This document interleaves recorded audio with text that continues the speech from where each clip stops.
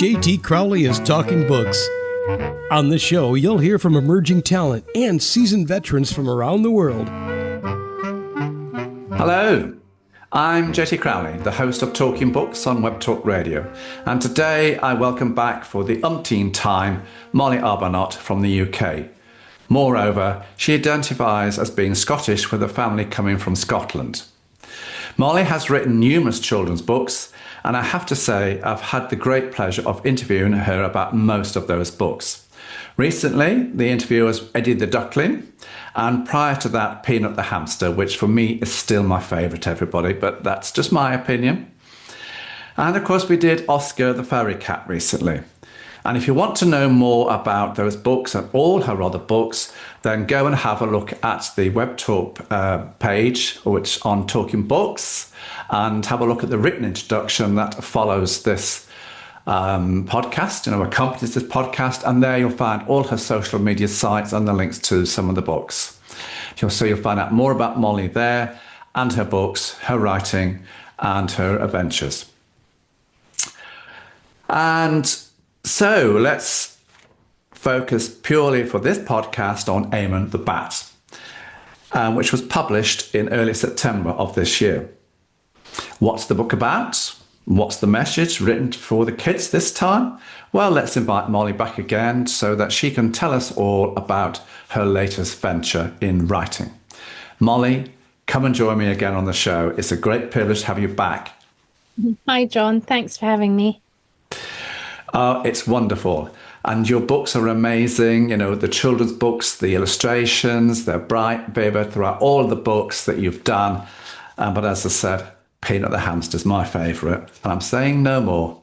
Important not to have favourites. Yes, I know, but I do. Now, Molly, before we immerse ourselves into this latest book of yours, Eamonn the Bat, would you care to briefly remind the audience as to who you are and what's the backdrop to this book? But in particular, why do you write for kids? And why this time, the story of a bat? What message are you relaying to children here? And what is the organisation that you're sponsoring here, or as part in the book, Bat for a Chance? Mm-hmm. So what's the book about? Who are you? What's Bat for a Chance? And now I also believe that you are getting some award or trying to get an award. So please fill us in here. Okay, well, the book is about a bat. I guess the main reason for the bat is because there was a bat that would fly around my brother's bedroom. Really? Yeah, we Ooh. have a lot of bats. It's a very old house, my parents' house. There are a lot of bats in the roof. And this bat would, and there was a bat that would fly into my brother's room occasionally. And also I feel like bats kind of have a bad press. All my books try and promote the underdog, and I felt bats needed a bit of boosting for their street cred, really. And also I was quite interested in the subversion of a bat that likes the light rather than the dark, and a flower that likes the dark rather than the light. So talk to me about, who you are, where you've come from, and talk to me about the potential award that you are trying to get. Okay, I'm Molly. I used to be a teacher, and then 5 years ago, I did a master's in Glasgow, children's literature, and kind of switched to picture books.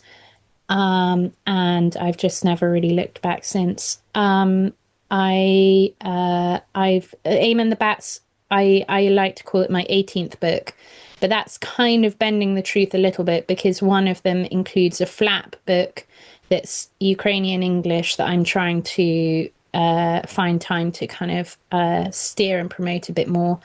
And the other is what's the other one? Oh yeah, my Oscar the Fairy Cat American version. So those two are kind of beyond the ones I've done already, but I think they're allowed. And so Eamonn the Bat's the 18th book. I like to technically call them picture books rather than children's books, because I feel the sign of a good book means that any age can enjoy it. And I think it's a great travesty of our teaching in schools that we tend to equate picture books with young kids, and then you kind of push them through their reading up to chapter books, other books. And I feel like picture books use an important part of one's brain that it's very important to keep active. I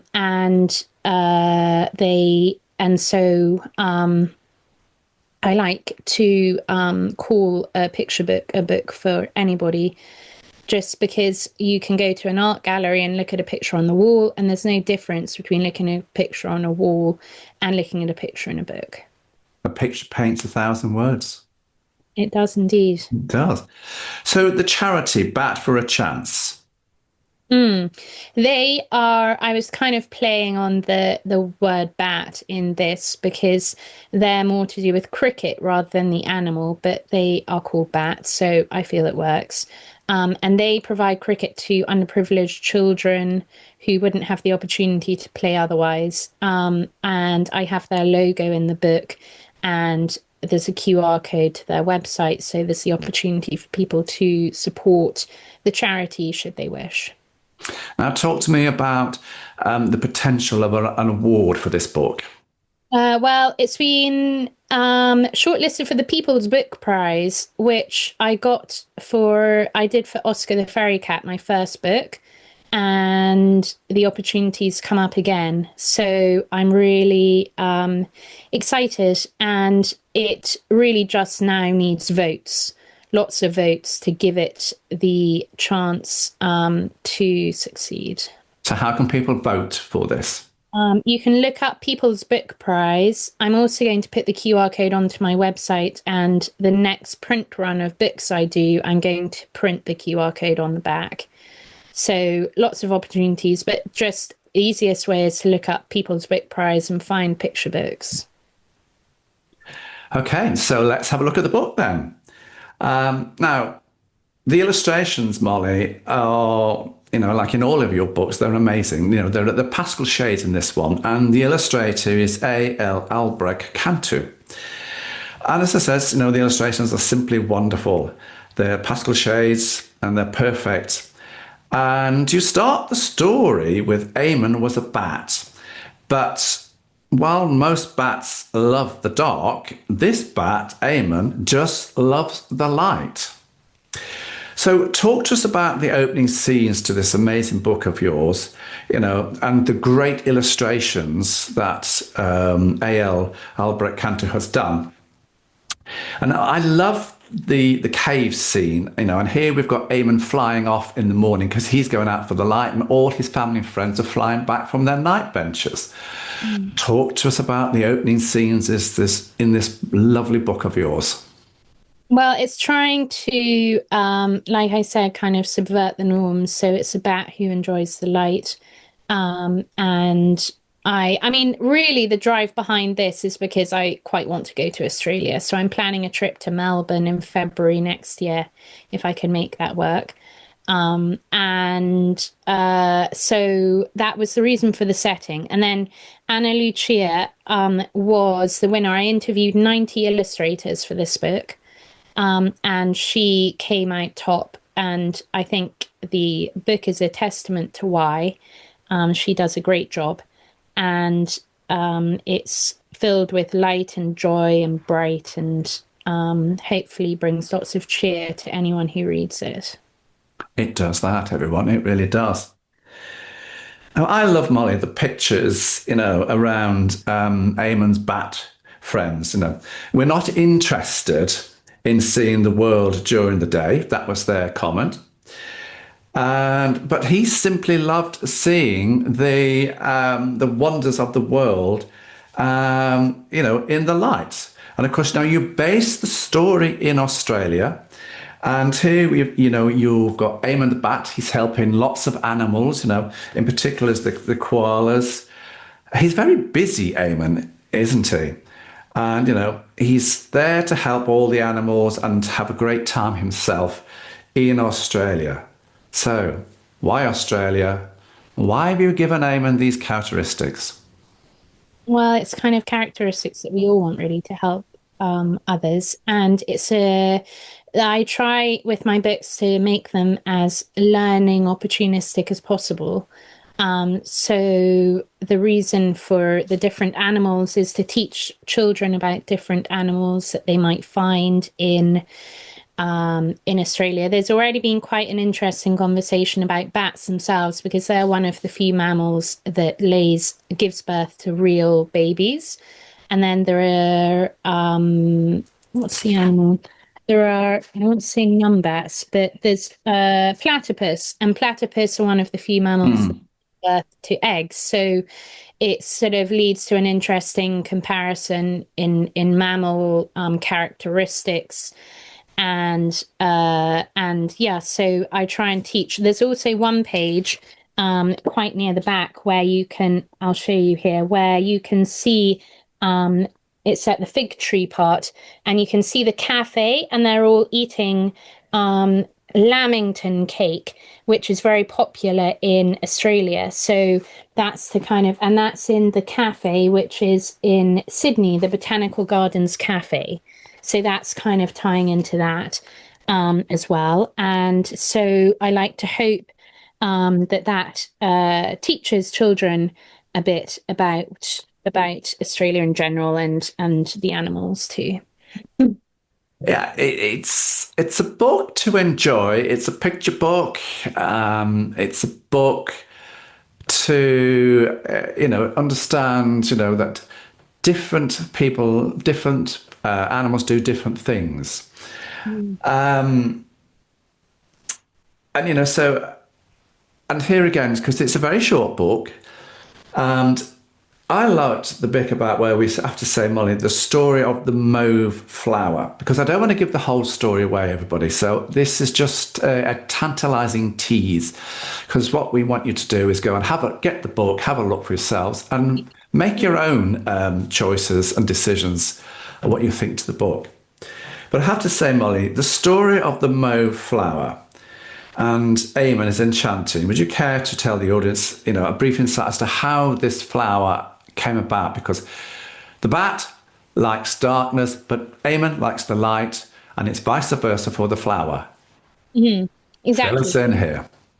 Well, I feel like that's the good. It's a good complementary character. You'll see I've got the black and white on my hands. Oh, right. So that was because I've just been in Tobermory at a book festival, and my nails are very important to my general persona when I'm doing my events.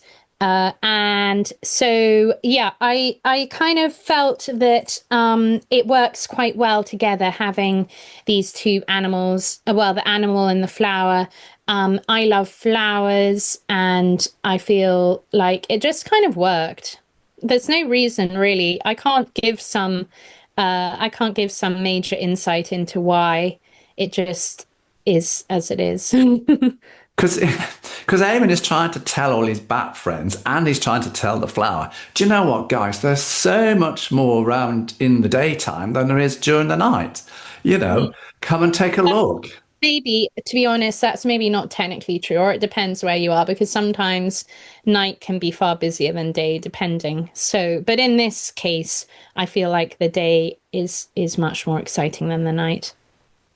It is, everyone. Believe you me, I've looked at the book. Now, the glossary towards the end of the book, Molly, is a very important part of this book as well. I love the message at the end, and I quote, "Your life on this earth is short, so make sure that every day is as bright and beautiful as it possibly can be." What a beautiful message, to young readers. And of course, you also want young readers, kids, to spot the things around the flora and fauna. So you've got the pictures there in the back there, and for them to go and have a look at where they are in the book. And of course, you give the answers. So What's the message here, the underlying message to this book here? I just want to reiterate this, Molly. What's the message, and what do you want young readers to get from the various objects they spot, to look them up, learn all about them, find out what these animals do, find out what the flowers do, explore for themselves? Is that what you want them to do? Yeah, that's kind of generally the theme. So I'll if I show you, Yeah. so you see the glossary here, and it has it's quite interesting for me when I'm doing the workshops because I can find out what all the animals are called. So there's this one, for instance, which is a frilled neck lizard. And you'll see here, this is the frilled neck lizard. I had no idea what it was in the context of the book, but then I look at the glossary at the back and that makes it more obvious and clear. And there are all sorts of other animals and plants and things you can look up. So it's a teaching tool essentially, but in an informative way. The trouble is when I'm doing my big workshops, you can't really use it because there are too many children, and so it doesn't really work. So it's more kind of independent study having these pictures at the back. There you go, everyone. Now, I understand, Molly, that you promote your books all around the world. So where have you been? Where do you promote them? Yes, well, just been in Tobermory, actually. I got back last night. I am quite lucky that having done my books for so long, I've got a few kind of established places I go every year that I kind of know I can go to, and I kind of get to know the kids and they get to know me. And so that's really nice. So Tobermory's one, Iona's one, and then obviously America for my books, and my brother's in Abu Dhabi, so I'm going out there a little bit at the moment while he's there too. And I mean, the nice thing is I can really the world's my oyster to a degree, because everywhere in the world has a school, and so everywhere in the world needs a book. There are kids. I mean, maybe there are some places in the world that don't have kids, but probably few and far between. And even if they don't, I mean, everyone still likes the power to dream and imagine things, which I hope my books give people the courage to do. They do. And of course, with a bit of luck, you're off to Bali soon, and you hopefully need to go to Australia next year. I was dropping the hint there. She's off to Bali on Wednesday, everybody. Yeah. Yeah, better not forget that one. Yeah, no. Wednesday morning. And Australia next year. Who knows? I think while she's out in Australia, everybody, she needs to nip across the water and go to New Zealand. I've been to New Zealand. It's beautiful. Yes, well, I've got lots of family there, so that's the plan to happen. We shall see. We shall see. So, what's coming down the line, book-wise, Molly? Well, I'm beginning. Do we want to do book or do we want to do animation? Can we do animation after? We'll do book for now. Book-wise, I am working on my next book, which is Effie the Midge. That's going to be illustrated by a girl called Maggie, who came second in the competition. So I'm kind of, the plan is for me to alternate between Anna Lucia and Maggie for the sort of foreseeable for a while. And so we are setting Effie the Midge. It's a Scottish book this time. So it's opening at Edinburgh Castle, and then it goes to Loch Ness. And I'm not going to give it all away, but there's a Midge conference, and we've picked a very particular cave to have that in. So there's plenty of creative opportunity. So when do you hope to bring that one out? That will be planning a launch in June 2026. And your animations? The animation, well, that's very exciting because that's coming in January next year. I've got 5 venues thus far in the UK, 2 in London, hopefully 2 in Edinburgh. I'm going and visiting Edinburgh Zoo tomorrow to do a recce, and 1 in Capeth here in the Village Hall. So 5 venues, 5 screenings, and then hopefully we'll see where that goes. I'm quite excited about it. It's the first episode of the new animation, and if the episode goes all right, then there's great scope to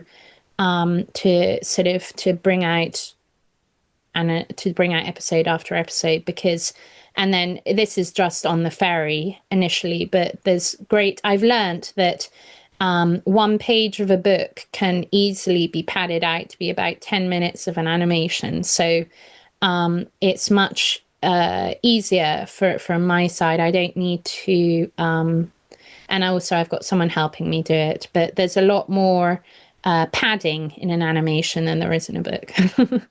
Whether that's good or not, I'm not sure, but it's just the way it is. It makes one's life a bit easier because there's less pressure on you to be constantly creating all the time. So, who do you want to, what age range are your books aimed at, and where can people get your books from? Well, I like to think the sign of a good book, as I said, means any age can enjoy it. So I had adults and kids in my reading in Tobermory, and I always have anyone and everyone, really. I guess the trouble is kind of social norms are that young kids read picture books and not adults. So that's kind of, I guess that can narrow it down a little. But I hope that it's a book that anyone can get something out of. I think it's important because far too much when you become older, you kind of lose the ability to live in the present, to appreciate what you've got around you, to look at the wonders of the world. You become far more sort of streamlined. And so I hope that picture books give people the freedom to kind of think outside the box once more. So all it leaves me to say is, Molly, thank you very much for coming back on the show to talking about this latest book of yours, Eamonn the Bat, which I'm so into. Sorry, I forgot to say where people can buy it from. They can buy it from my website, as always, or Amazon. There you go. You can buy it from her website. But when you go to the website, have a look at all her other books as well, everybody. So once again, Molly, thank you very much for coming on the show.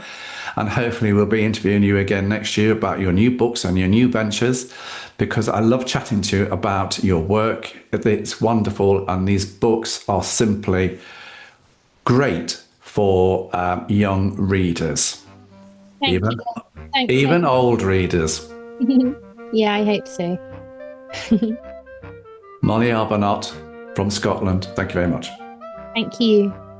I'm JT Crowley. Thanks for listening, watching, wherever you're in the world. Until next time, stay safe.